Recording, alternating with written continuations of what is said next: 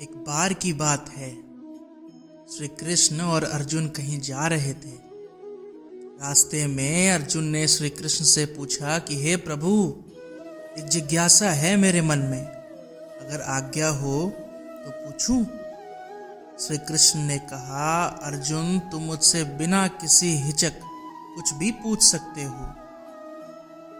तब अर्जुन ने कहा कि मुझे आज तक यह बात समझ नहीं आई प्रभु कि दान तो मैं भी बहुत करता हूँ, परंतु सभी लोग कर्ण को ही सबसे बड़ा दानी क्यों कहते हैं। यह प्रश्न सुन श्री कृष्ण मुस्कुराए और बोले कि आज मैं तुम्हारी यह जिज्ञासा अवश्य शांत करूंगा। श्री कृष्ण ने पास में ही स्थित दो पहाड़ियों को सोने का बना दिया। इसके बाद वह अर्जुन से बोले कि हे अर्जुन, इन दोनों सोने की पहाड़ियों को तुम आसपास के गांव वालों में बांट दो। अर्जुन प्रभु से आज्ञा लेकर तुरंत ही यह काम करने के लिए चल दिया। अर्जुन ने सोना बांटना शुरू कर दिया। उसने सभी गांव वालों को बुलाया। उनसे कहा कि वह लोग पंक्ति बना ले, एक लाइन में खड़े हो जाए। अब उनको कहा, मैं आपको सोना बांटूंगा, और सोना बांटना शुरू कर दिया। गांव वालों ने अर्जुन की खूब जय जयकार करनी शुरू कर दी। अर्जुन सोना पहाड़ी में से तोड़ते और गांव वालों को देते गए। लगातार 2 दिन और 2 रातों तक अर्जुन सोना बांटते रहे।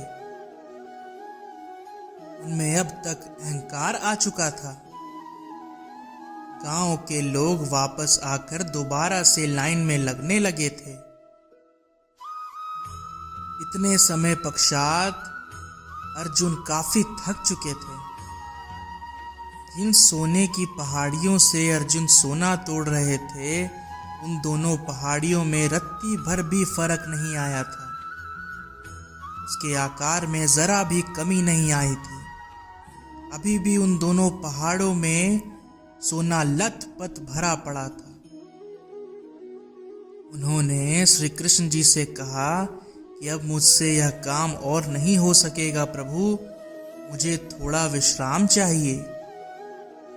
श्री कृष्ण ने कहा कि ठीक है अर्जुन, तुम अब विश्राम करो। और उन्होंने फिर कर्ण को बुला लिया। उन्होंने कर्म से कहा कि इन दोनों पहाड़ियों का सोना इन गांव वालों में बांट दो। कर्ण तुरंत सोना बांटने चल दिए। उन्होंने गांव वालों को बुलाया और उनसे कहा, यह सोना आप लोगों का है, जिसको जितना सोना चाहिए वह यहाँ से ले जाए। ऐसा कहकर कर्ण वहां से चले गए। यह देखकर अर्जुन ने कहा कि ऐसा करने का विचार भला मेरे मन में क्यों नहीं आया। इस पर श्री कृष्ण ने जवाब दिया कि तुम्हें सोने से मोह हो गया था अर्जुन। तुम खुद यह निर्णय कर रहे थे कि किस गांव वालों की कितनी जरूरत है। उतना ही सोना तुम पहाड़ी में से खोद कर उन्हें दे रहे थे। तुम्हें दाता होने का भाव आ गया था। दूसरी तरफ कर्ण ने ऐसा नहीं किया। वह सारा सोना गांव वालों को देकर वहां से चले गए। वह नहीं चाहते थे कि उनके सामने कोई उनकी जय जयकार करे या प्रशंसा करे। उनके पीठ पीछे भी लोग क्या कहते हैं, उससे उनको कोई फर्क नहीं पड़ता था। यह उस आदमी की निशानी है जिसे आत्मज्ञान हासिल हो चुका है।